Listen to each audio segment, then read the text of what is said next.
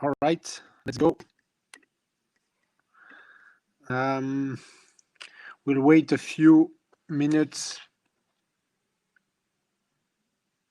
to have a bit more people joining.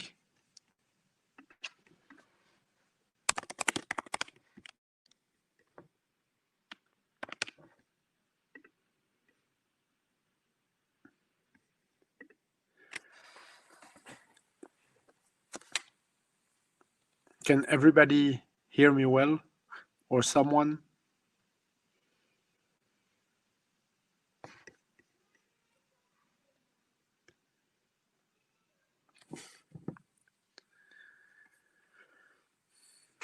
We will start in 2 minutes. Thank you, Maxime. Perfect.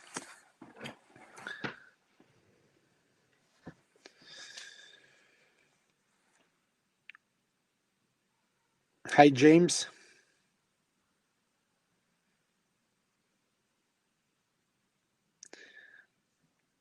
So basically, I'll run the introduction and the presentation. We'll do it all in English, except for one project, because the co-founder of the project is not really completely fluent in English. So let's see, we'll give it a try. So the idea here, maybe we can start the presentation here. And the idea is to present you a bit, talk to you about the job fair, about Startup Factory, and about a few projects that we're going to present tonight. So the idea here, well, we've been doing this online for a few months now, and well, it is what it is. So we're trying to improve also the format of the presentations. So we try to keep it pretty short. We don't want to make it a long session. The idea is really to keep it short, both on our side in the presentations, and then we'll ask you to be short when you start exchanging with either myself or other of the founders that will present tonight. So prepare very fast, if you could, in 1 minute. What's your background, what you're really looking for, because the idea is to have a first small discussion, the very first small discussion, introduction, and then if you want to talk more in detail, we would schedule a separate meeting. So that's the idea. So they're going to be starter presenting, and then we're going to have a networking session. Now, the networking session are working a bit like a random chat roulette, where you would be hooked with the different founders. So if the discussion is not relevant or the people you're meeting is not relevant, please switch. There's a playbook that you can, if you click, you see the chat.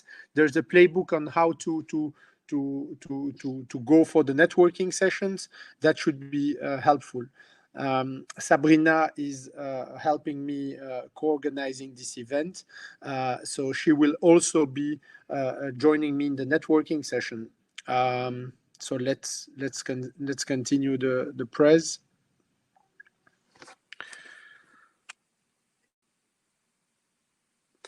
Yeah, so a bit about the Startup Job Fair. So it's basically organized by Startup Factory.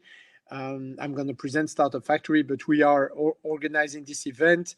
Usually, initially, it was for our own portfolio companies that we created and that are recruiting. But over the years, we've also welcomed external companies that are not in our portfolio, and it's been really well. All the companies presenting today are located in Belgium, yes. So you can of course ask questions in the chat. We're going to answer dynamically on the go if relevant. What you see here is a bit, we did 27 editions. Most of them were physical events that were happening at B Central in Brussels. But as I mentioned already, since last March, we've been trying to move it to an online format. There are about 40 people attending tonight, a bit less than what we expected. But I think that what we are mainly looking for is to have really, really good profiles attending our job fairs. And it looks like in that respect, we've been improving the quality of the attendees. So that's really exciting for us. So keep following us. Yes. So basically about Startup Factory, a few words. So I'm one of the two partners. The other one is Baudouin. We've been busy for the past 5 years building companies from the ground up. So here you see the 21 that are active today. We created around 30 companies. So we have 21 still active today. Some of them are really growing well and fast. And so, yeah, that's our, I would say, our best way to show what we do. About languages, we'll discuss. Usually French or Dutch are mandatory. So we look purely English profiles. Would not be relevant to either join a company early stage or start a company for most of the cases. Now, about what we do, we build companies, as I mentioned, from the ground up. But as you can see here, we have two different tracks. One is venture building, which means we start with an idea and we recruit a first co-founder CEO to start the business with us. And the second track is more what we can call incubation or acceleration. The difference is on the second side, people come with their projects and we accelerate them. So we don't do the recruitment of the team. The first person of the team is already existing with an idea. I would say that it's probably, if we go back, our businesses are probably 70% venture building and 30% incubation. When I say we, of course, we are two partners, but we have a studio. We're a startup studio. So the studio is composed of many talented people working for our co-founders. So they can rely on our team to help them with different aspects of their journey, being on a product, marketing, recruitment, legals, and of course our mission is to bring each and every company at least towards a first successful fundraising. That's one goal. Raising money is not everything, but it's at least a clear milestone, and that's where we bring our company to. At least at that moment of time, and afterwards we become less and less operational. And I can give you more details about that later, of course. So we are constantly recruiting. Here you have names of new projects that we are launching. One is Grabit. Grabit is just another name for eater. So we're still discussing internally about the name. We have Visit Europe, which is a culturetainment project, mainly addressed to tourists visiting Belgium, to give them basically an attraction to visit the whole of Europe through a VR experience. And Boxit is a project that is in the storage industry. So as you see, we really are not, I would say, area focused, or we don't have a one vertical that we work on. We work on really different subjects, different type of companies, different type of sectors. There are things that we don't do. We don't do deep tech. We don't do biotech. We like to launch projects that can really go fast to the market in terms of first validation, first clients, that don't require really huge investments to be launched. Tonight is about FoodTech. Why? Because as you will see tonight with Startup Factory, we've launched two very exciting projects in the past year that will be presenting tonight. So you can see a bit the type of projects and the type of founders that are working with us at Startup Factory. And Grabit is a project which is related to food. And the idea behind Grabit is not to reinvent food at work, but basically to provide to provide a solution where on a permanent basis, offices would be provided with fresh and non-fresh food. Being as it is today, thought with a distributor. So, you know, the classic vending machines. So we are thinking about reinventing those vending machines with more healthy, more local food. And I said fresh and non-fresh, but the focus of the project right now, based on the first customer feedback, is on non-fresh food.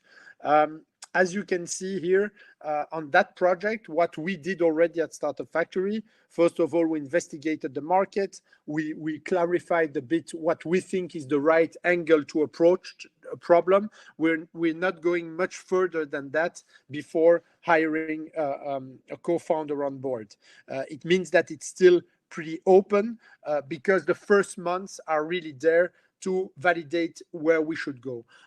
In that area right now in Belgium, there are a few companies that are active. So it's definitely an area that where a lot is happening, food at work. FoodTech is one of our recent launch, going very, very well, growing very fast, and basically also confirming that reinventing food for companies and their employees is really an area to focus on.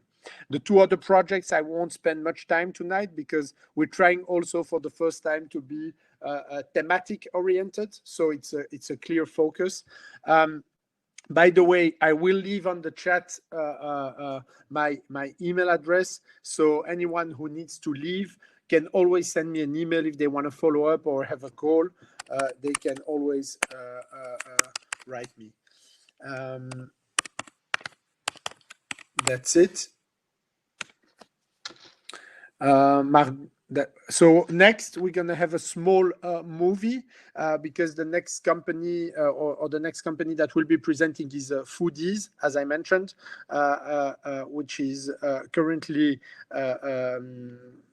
managed by Quentin Walravens. And he was recently joined by a few days ago by his new co-founder who is on board now. And so he will discuss and present you a bit what we've done with FoodTech. But first, there's a small movie that we wanted to show you.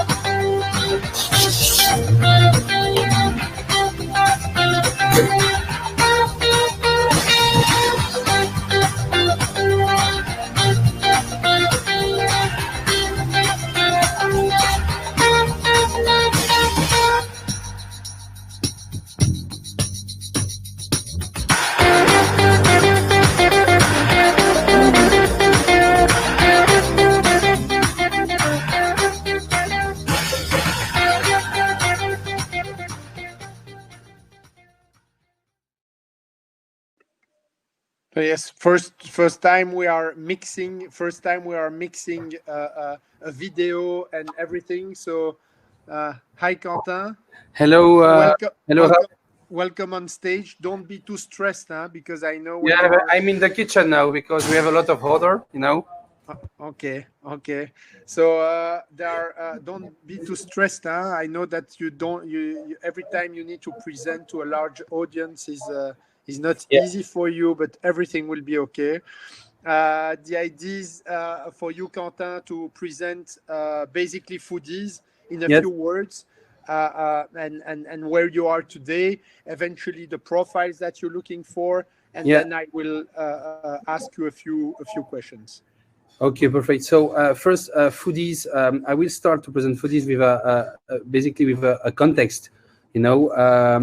It's very hard and difficult to eat well at work. It's very time-consuming to find good food at the good price. And so FoodTech, the goal of FoodTech is to help people to find a good way to eat at work. So mainly So what we create, we bring first of all a good platform for each company, a dedicated platform to each company, and to help the employee to order the perfect lunch at a good price. And this is very easy because we develop this platform. And then on the other side is to provide very good food, and good food is basically on the dark kitchen concept. So Foodiz is a dark kitchen, is a central kitchen who has created dedicated and virtual restaurants with different brands. So we have like 8 different brands. And the goal is to provide a lot of diversified food in one main platform dedicated to the company. Okay, so it's easy. When you order on Deliveroo and Uber Eats, the problem is that you are not always sure to have your lunch at time. That's very important. With Foodiz, you will be sure that you will have your lunch at time because all the employees order individually together on the main platform, and all the order will come together in one delivery at the company. So it's a good process, and it's working very well. But now we change a little bit the model because, with the COVID period, it's quite difficult because everybody are doing home working. The companies are empty, so we had to little bit to change, not or promise to help worker to eat well during working, but we help companies to connect their teams with great food.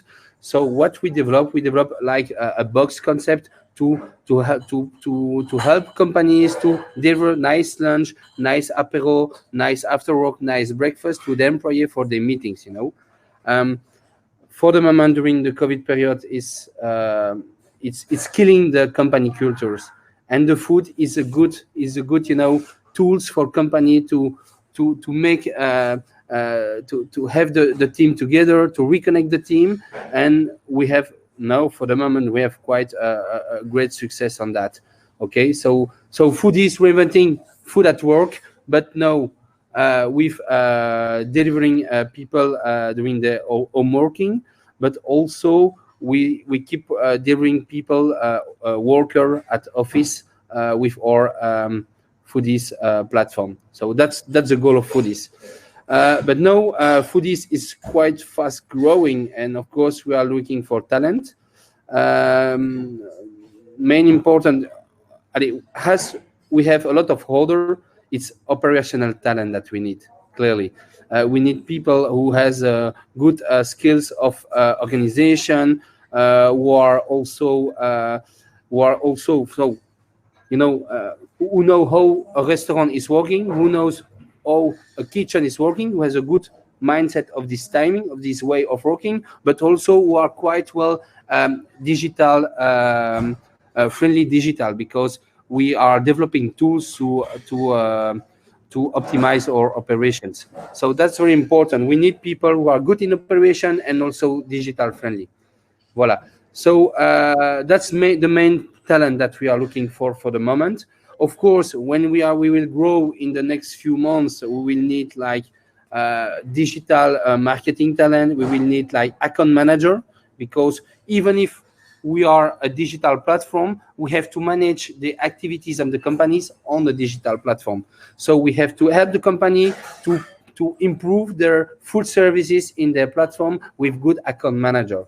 And also an account manager helps to grow the revenue with the companies. So that's very important. So it's operational profile and account management talent.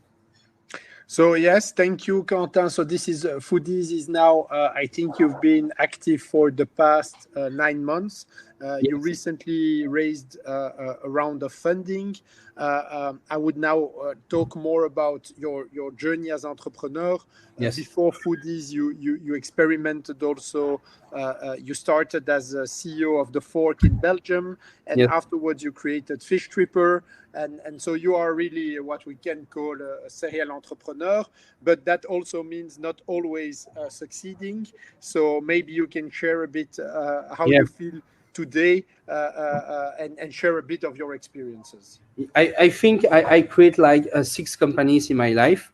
I succeed 1, I failed 5. I have still one, which is my management company, so it's still working because like that.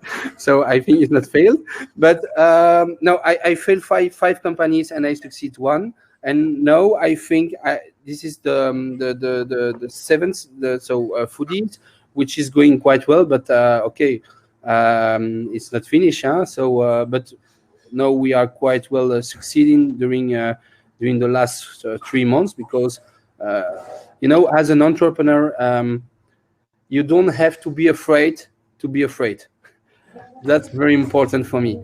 So you have to dare to do some stuff. You have to dare to spend money. You have to dare to lose money. That's very important. And that's my story. I was never afraid to enterprise some stuff. Of course, with the fork was my first success, also my first exit, of course. And with this first success, okay, it helped me to create other company, because yeah, I get confidence with that, of course. Voilà, but what the main advice is, also you have to, for this moment with the period, you have to choose the good sector. And in this period, in this crisis period, the good sector are health, food, and fintech. That's the 3 good sectors that when you, voilà. And FoodTech is for me the very good sector where you can find a job, where we are looking for talent. And FoodTech is very a good sector, because people will eat every day during a lot of years in the future. So that's good. Okay, I think that, thank you for that. Also, this is not really fishing for compliments question, but okay, you succeeded as the CEO of the Fork. You started Fish Tripper working with Startup Factory, so we know each other for quite some time. It's been for us an amazing KPI, first KPI, to have an entrepreneur starting again with us. Starting with Startup Factory, by the way, I didn't mention it in the beginning, but we take a significant amount of shares when we launch a company with the founders. So working with Startup Factory is somehow accepting to split a piece of the cake. And Quentin accepted for the second time, and could be surprising. Why would you come back? What made the difference? I already said it to you. The good name of Startup Factory is not Startup Factory, it's Founder Factory. Clearly, that's, you have to change the name, Raphael, because with Startup Factory, I didn't find, like, for me, you are not a startup studio. You are really a founder studio, because you are also acting like founder. Me, Foodiz is my baby, but I know that Foodiz is also the baby of you and of Baudouin, and also Foodiz is like the baby of your teams. Everybody is fun, and this is what I like, because everybody is giving 100% on the project, then somebody is only spending money or giving money to the project. Okay, and the second strength of Startup Factory is that you are also providing to the project a very good investor, but for me, business angels who are helping the company to grow fast in the first or 2 years, with good people around the table, very good and smart people. So that is very good. Startup Factory founder are smart people, but you have also other investor. They are very smart. They are more than money. They are good advisor. They are good mentor. And this is also why every startup who are launching the last 2 years of Startup Factory now are succeeding.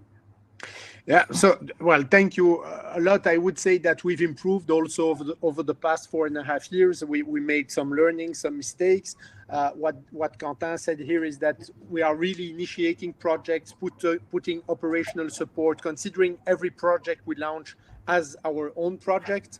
The success story for us, what makes a company a success for us, is clearly to recruit the right entrepreneurs. So it's never about the idea. We never care too much about the idea. It's always about finding the right people to execute those ideas. And I think Quentin is probably one of the best I met to execute a project from zero. This is really difficult because, well, we start together every time from zero, but it's not easy. So what Startup Factory tries to bring is to bring, of course, also a network of investors. So I talked about raising funding, but for us, having the right people, but the right investors on board early on is also a game changer. And we have great, amazing investors right now. And talking about people, we have the recently joined co-founder of Quentin, who joined the adventure. Well, like everything in the startup early stage, our discussion here was maybe a bit chaotic, but you got a glimpse of what we do, and also Quentin, you could reach him for if you want to work for FoodTech. FoodTech is going to be an amazing. It's already an amazing company. It's growing fast. Quentin didn't mention, but after a few months, they've hit more than 150K monthly revenue in December, and that's impressive. So congratulations to Quentin for what he achieved. He has very ambitious plan for 2021. So people who want to join a next successful company should really go to Quentin. I don't know, Quentin, maybe on the chat you can put your email if people want to reach out. Send you an email. Quentin will stay after if you want to meet him on the networking session. But for those who need to leave again, you can write him. Okay. So Quentin will switch with Henri, and then you can stay for the networking session. People will contact you, connect you, present themselves online. Henri, don't forget to place your order for this, please. Yeah. So Henri. Tu peux l'attendre. We can wait for Henri, hein, Quentin. So we are the three of us on stage.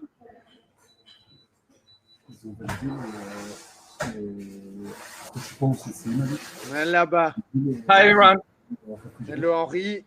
So I said I promise you that we're gonna switch to French to make it a bit easy. Quentin, thank you for joining us and stay with us a bit later. So we'll see you a bit later. So on the chat, I hope not too many people are only speaking English, but let's see. So Henri, merci de prendre le temps de participer à cette job fair, première job fair thématique food qu'on organise avec Startup Factory. Présente-nous peut-être un peu Freshr en quelques mots. Enfin, peut-être présente-toi, ton parcours et Freshr en quelques minutes. Ok, bonjour à tous. Donc, mon parcours, il est encore assez court et je me considère plutôt comme un junior parce que mes expériences sont, il y en a qu'une pour l'instant, une réelle expérience. Mon parcours scolaire, il a été plutôt dirigé vers la communication et le marketing digital, mais je suis un passionné d'Horeca et de food depuis toujours, d'où la raison de ma présence aujourd'hui et du lancement de ce nouveau projet. J'ai eu la chance de rencontrer Startup Factory et Raphaël juste avant le début du premier confinement, donc c'était en mars. Donc ça a été très vite sur le lancement du projet Freshr, qui est donc un projet qui a eu beaucoup de sens à mes yeux très rapidement. Tout simplement parce que de un, il était dans le domaine que j'apprécie le plus, c'est le food, et en plus de cela, il y avait des valeurs derrière qui me tenaient à cœur, et notamment la réutilisation des invendus dans les grandes surfaces.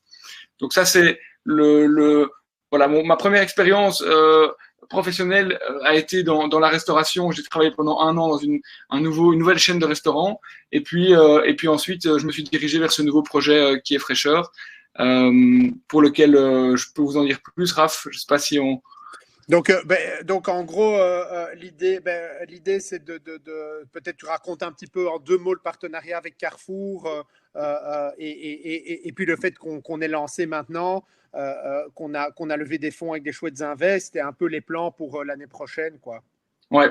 Alors le gros avantage et le point très positif dans ce projet, c'est que très tôt on a eu un partenariat avec un grand groupe, en l'occurrence Carrefour, qui a cru très tôt en notre projet, qui nous a vraiment poussé à lancer notre projet très rapidement malgré la période de crise du Covid.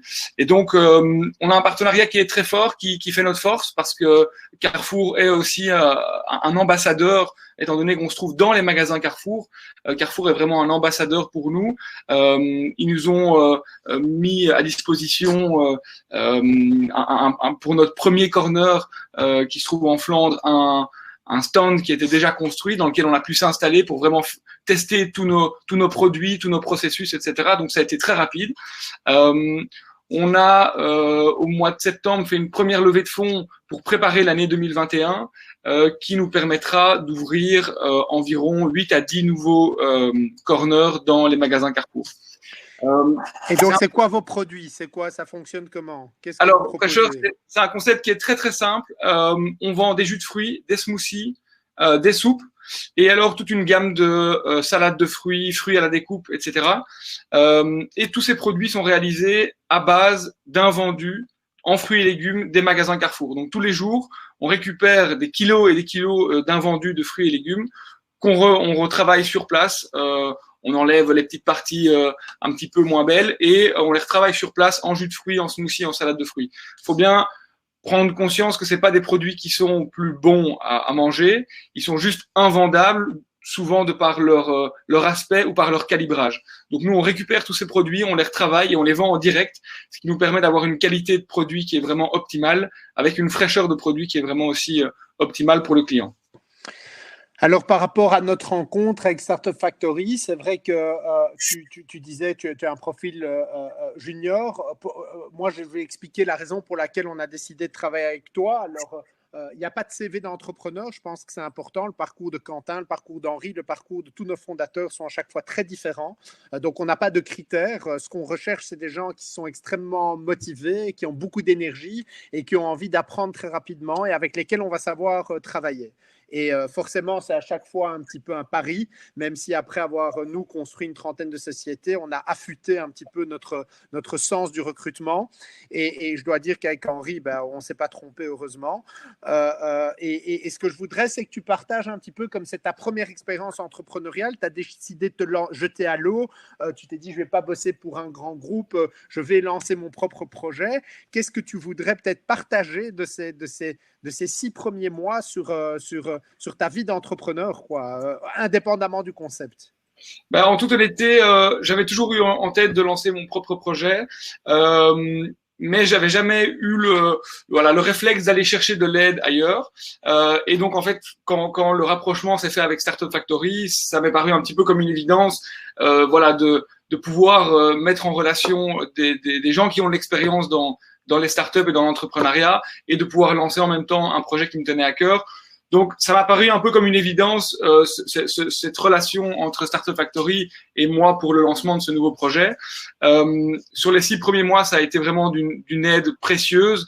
Il y a énormément de compétences que je n'avais pas encore qui m'ont été d'une grande aide de la part de Startup Factory, tant sur le plan de la création de la société, du marketing, du web développement, des processus, etc. Il y a vraiment un accompagnement qui est quasiment quotidien, et ça a vraiment été un accélérateur dans le lancement de cette startup. Honnêtement, s'il y a 6 mois on m'avait dit que là où on lancerait aujourd'hui, j'y aurais pas du tout cru, surtout pas pendant cette période difficile. Donc voilà, ça c'est vraiment un point que je retiendrai de ce partenariat avec Startup Factory, c'est l'accompagnement à tous les niveaux pour vraiment mener à bien le projet. Ok. Et alors là maintenant c'était plutôt ça.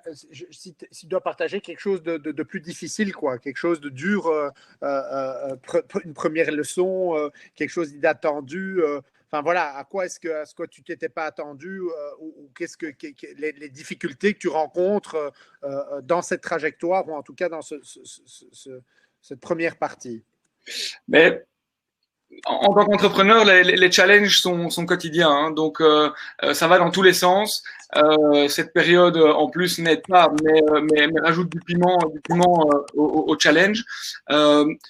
Honnêtement, le plus gros défi pour moi a été le lancement, se mettre vraiment dans un mindset de lancement et se dire ok, dans une semaine on y va, on lance et il va falloir dérouler, il va falloir que tout se passe bien. On travaille avec un grand groupe, donc on doit vraiment assurer derrière.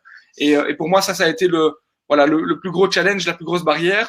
Mais l'accompagnement qui a été reçu par Startup Factory, voilà, nous a permis de passer à travers et d'en être là où on est aujourd'hui. Alors, bon, des plans ambitieux pour 2021, une ouverture de 8 à 10 corners. Vous êtes à la recherche de quel type de profil? Je vois que Lasse, thank you for your comment, and you mentioned about you like the idea behind Freshr. Thank you for the compliment on the website. That's also for Margot. She will be happy. So people, I'm asking now Henri more about what type of profiles is he looking for people looking to join the adventure at Freshr. Donc, qu'est-ce que tu rechercherais aujourd'hui comme profil pour vous aider?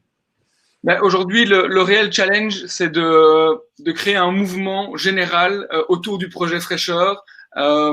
Et ça va passer par une identité qu'on va devoir créer et qu'on veut transmettre, des valeurs qu'on veut transmettre aux gens. Donc, pour nous, le gros challenge maintenant, c'est de se faire connaître dans un environnement de la grande distribution qui est assez complexe. Et donc, pour l'instant, les profils qu'on cherche, c'est des